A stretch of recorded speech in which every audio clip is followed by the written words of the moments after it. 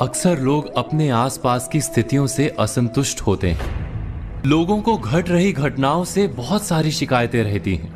जिसे देखो वही कहता मिल जाएगा कि ना जाने ये सब क्या हो रहा है। किसी का भी इस तरह व्यथित होकर प्रतिक्रिया देना और कुछ नहीं, उसके नजरिए यानी दृष्टि के कारण है। यानी समस्या दृश्य में जितनी नहीं, उससे अधिक दृष्टि की है। वास्तव में ये हम पर निर्भर करता है कि हम अपने समय और समाज की स्थिति को किस तरह से देखते हैं। हमारा नजरिया ही हमारे लिए संसार को देखने और समझने का एकमात्र उपाय होता है। कोई भी घटना हमें उतनी ही प्रिय और अप्रिय लगती है जितनी कि हमारी दृष्टि उसे हमें समझाती है। आपने कभी आकाश में उड़ते बादलों में बनने वाली आकृतियों को देखा है? उनमें जो भी आकृतियां बनती हैं उसे हम अपने नजरिए से ही परिभाषित कर पाते हैं।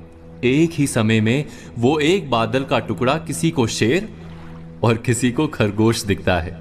कैसे? ये केवल नजरिए के कारण है।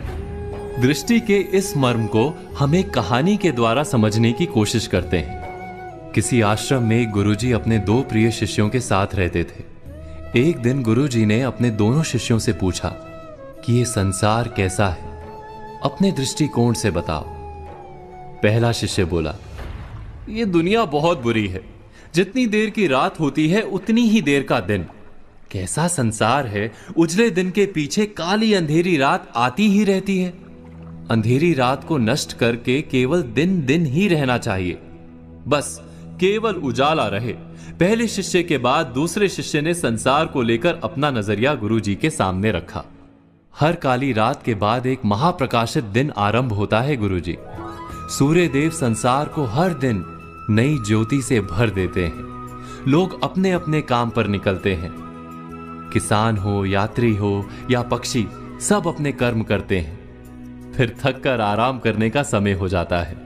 शाम घिरने लगती है तो हम सूर्य को विदा कर दीपक जलाते हैं और रात में भी उजाला कर लेते हैं। आसमान चमकीले तारों से भर जाता है। चंद्रमा का उदय होता है। रात के साथ दिन का क्रम बना रहना बहुत आवश्यक है, अन्यथा हम प्रकाश का महत्व कैसे समझ पाएंगे। गुरुदेव ने दोनों के नजरिए को समझा। संसार वही एक है। हम इसे कैसे देखते हैं उस पर निर्भर करता है। जो अंधकार को अधिक देखेगा उसे अंधकार अधिक दिखेगा।